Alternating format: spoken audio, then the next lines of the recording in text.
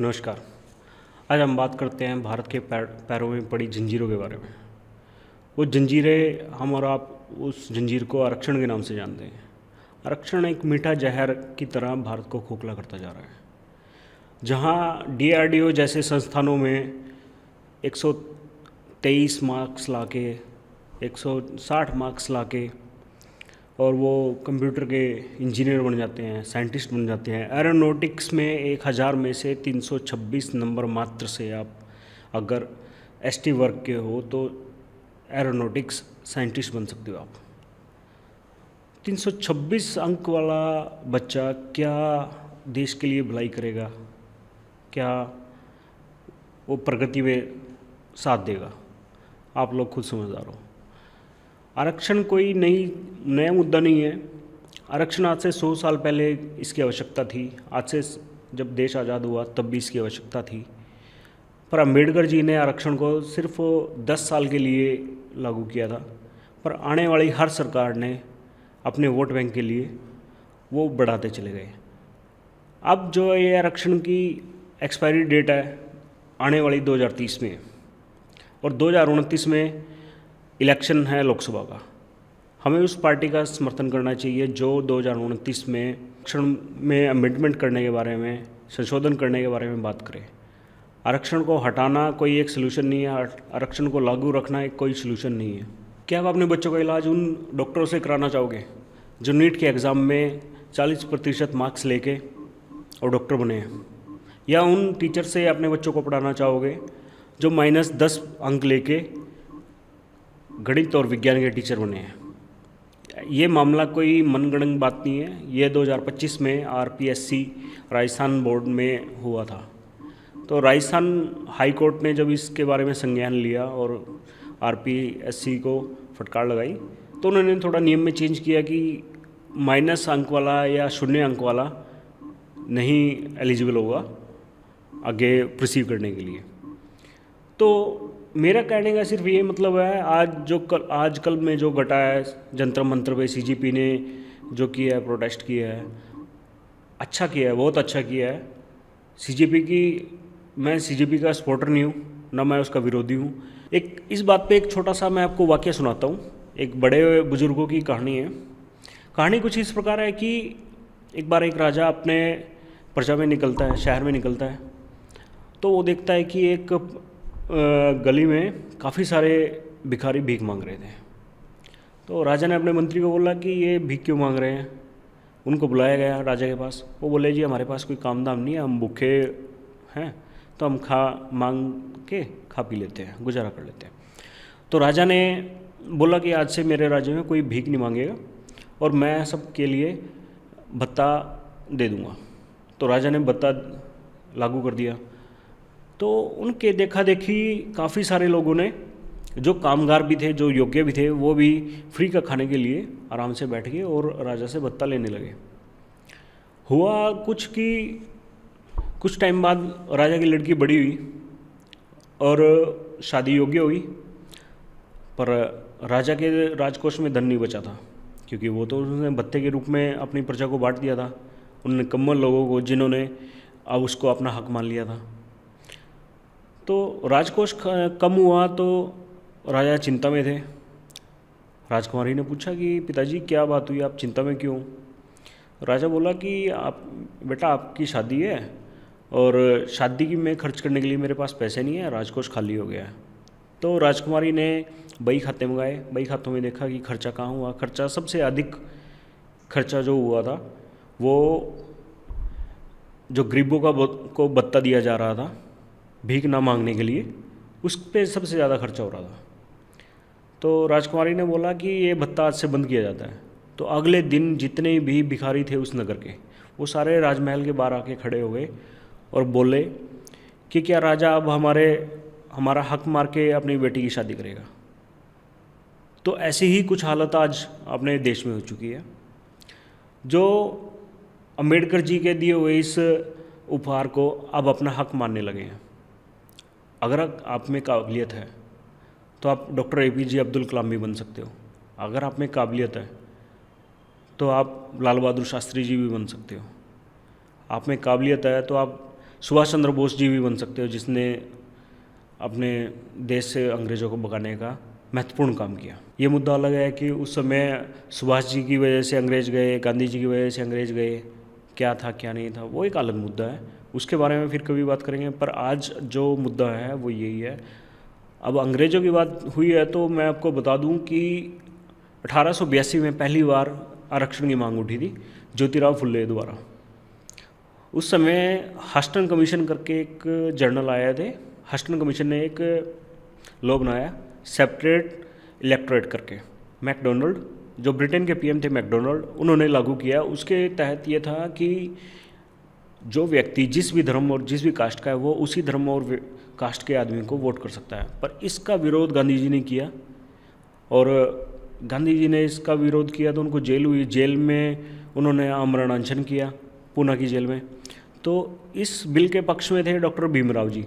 भीमराव जी उनसे मिले, उनके आपस में सहमति बनी और वो कानून आज तक चलता है जो 1932 में बना था। वो कानून है कि अगर देश में जनरल इलेक्शन हो रहे हैं और 100 सीट हैं तो 100 सीट में से 5 या 10 सीट SC और OBC वर्ग को दी जाएंगी। वो कानून अच्छा था कि सरकार में भागीदारी होनी चाहिए। दूसरा कानून जो बना था 1949 में बना था 15A करके। 15 कानून आर्टिकल 15 में था कि भारत में रहने वाला हर व्यक्ति, हर धर्म का, किसी भी धर्म का हो, किसी भी जात का हो, किसी क्षेत्र का हो, उसको समानता का अधिकार है। पर जल्द ही उसमें संशोधन किया गया। भारत के पहले संविधान संशोधन 1951 में ये हक हमसे छीन भी लिया और दिया भी गया उसी कानून आर्टिकल 15 में। उसी का आर्टिकल 15(4) के क्रमांश में ये बोला गया है कि राज्य सरकार अपने किसी स्पेशल ट्राइब एरिया, किसी स्पेशल शेड्यूल कास्ट को उसके योग्यता के आधार पे आरक्षण दे सकती है। तो ये क्रम चलता गया। शुरू में जो आरक्षण था सिर्फ 15% और 7.5% था। 15% SC वर्ग और 7.5% ST वर्ग के लिए। कालांतर में सरकार बनी विश्वनाथ प्रताप सिंह जी की, जिनको मांडा राजा के नाम से हम लोग जानते हैं। और उन्होंने SC और BC वर्ग से अलग एक OBC वर्ग बनाया, जिसको 27% आरक्षण मिला।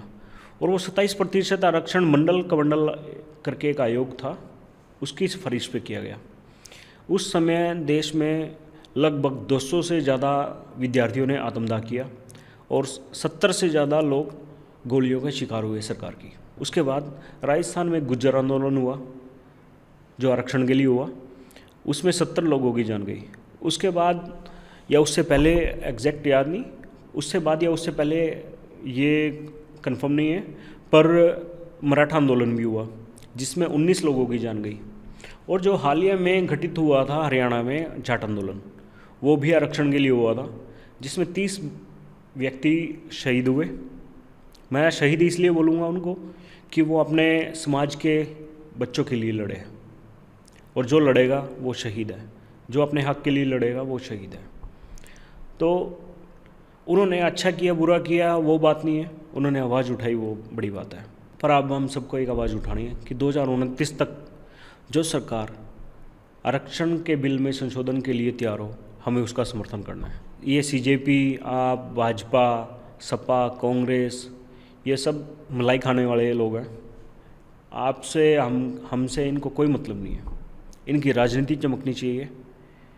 अभी जब राहुल गांधी जी और नीट के पेपर लीक में वहाँ जंतर मंतर पे CJP के प्रोटेस्ट में पहुँचे, पर उसी राहुल गांधी का बयान, एक पुराना बयान है कि हम आरक्षण को 50% से अधिक करेंगे।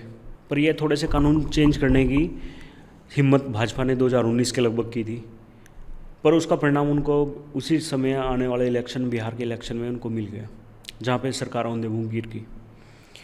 तो मैं भाजपा का सपोर्ट नहीं करता, पर मैं ये बोलना चाहूँगा कि भाजपा ने AWS दिया, जो SC ST एक्ट लगता था पुलिस स्टेशन में, उसमें थोड़ा संशोधन की कोशिश की थी। पर जब उस संशोधन की बात हुई और जो देश में अराजकता फैली, जो लोग रैलियों में गए, भीड़ में शामिल हुए, उनको ये तक नहीं पता था कि ये हुआ क्या है। मेरे गांव से भी कुछ बच्चे थे, मेरे साथ वाले बच्चे थे। मैंने जब उनसे पूछा कि क्या बात हुई, उस टाइम हम आज से 8-9 साल पहले की बात है, तो ठीक ठाक समझदार थे। तो वो बच्चे बोले कि हमारा आरक्षण ख़त्म किया जा रहा है। उनको ये तक नहीं पता था कि आरक्षण में संशोधन हुआ है। आरक्षण की तो कोई बात ही नहीं हुई है, संशोधन तो छोड़ो। सिर्फ और सिर्फ बात हुई थी जो पुलिस स्टेशन और थानों में SC/ST एक्ट लगता है, उसके तहत उनको बिना किसी सुनवाई के डायरेक्ट जेल कर दी जाती है। सिर्फ उस एक छोटा सा अमिटमेंट किया गया था और वो ही नहीं चेंज कर पाई थी सरकार। तो ये सिर्फ सरकार का काम नहीं है, हमें और आपको सड़क पे आना पड़ेगा, तभी ये काम हो सकता है। हमें और आपको उस हर व्यक्ति का विरोध करना पड़ेगा जो इस पक्ष में हो कि आरक्षण लागू रहना चाहिए। आरक्षण लागू रहे या ना रहे, हमें इससे कोई मतलब नहीं है। हमें सिर्फ मतलब है कि हमारा हक हमें मिलना चाहिए। आरक्षण मिलना चाहिए, आर्थिक आधार पर मिलना चाहिए। आरक्षण मिलना चाहिए बंदे की एलिजिबिलिटी के हिसाब से मिलना चाहिए। बच्चा अगर अनाथ है, उसके बड़े नहीं हैं साथ में, तो उसकी पढ़ाई लिखाई, रहना खाना सरकार की तरफ से मुफ्त होना चाहिए, उसका इलाज मुफ्त होना चाहिए, तो वो आरक्षण के लिए हकदार है। माँ बाप लाचार हैं, बच्चे को पढ़ना है, तब उसको आरक्षण मिलना चाहिए। पर माँ बाप 4 व्हीलर से घूमे, बच्चा 2 व्हीलर से अच्छे से घूमे और वो जाके लाइन में लगे कि मेरे जी 10 मार्क्स आए हैं और मेरे को यूनिवर्सिटी एडमिशन लेना है। क्योंकि ये हालिया की घटनाएं हैं। आप किसी भी बड़े संस्थान का कट ऑफ देख लीजिए, जहाँ एक जनरल कैटेगरी वाले को 90% मार्क्स चाहिए, वहीं उसी ST/SC वर्ग वाले को 40 से 50% में काम हो जाता है। तो मैं किसी भी जाति धर्म के खिलाफ नहीं बोलूँगा और ना मैं बोल सकता, ना मैं इतना बड़ा हूँ। जनरल कोई मुंह में चांदी का चम्मच लेके नहीं पैदा हुआ जो उसको आप SC/ST वर्ग से अलग समझोगे। आपने 10% आरक्षण दिया है, अच्छा किया है, हम आपके शुक्रगुजार हैं सरकार के। पर जब बाकी के जो 59.5% आरक्षण है टोटल 100% में से, वो सिर्फ 40.5% जनरल कैटेगरी के लिए है, और बाकी जनरल भी वही रोटी खाएगा जो एक SC/BC खाएगा। उसको भी उसी पैसे से वो रोटी कमा के खानी है जो SC/BC को खानी है। तो इतना भेदभाव क्यों? आप सरकार एक तरफ कहती है कि भेदभाव कम होना चाहिए, सरकार दूसरी तरफ कहती है कि ये जातिगत आधार पर आरक्षण मिलेगा। अगर सरकार को लगता है कि SC/BC का बच्चा कमाने में सक्षम नहीं है, उसके माता पिता कमाने में सक्षम नहीं थे, तो आप उनके लिए शिक्षा मुफ्त कीजिए। आप योग्यता को क्यों मार रहे हो?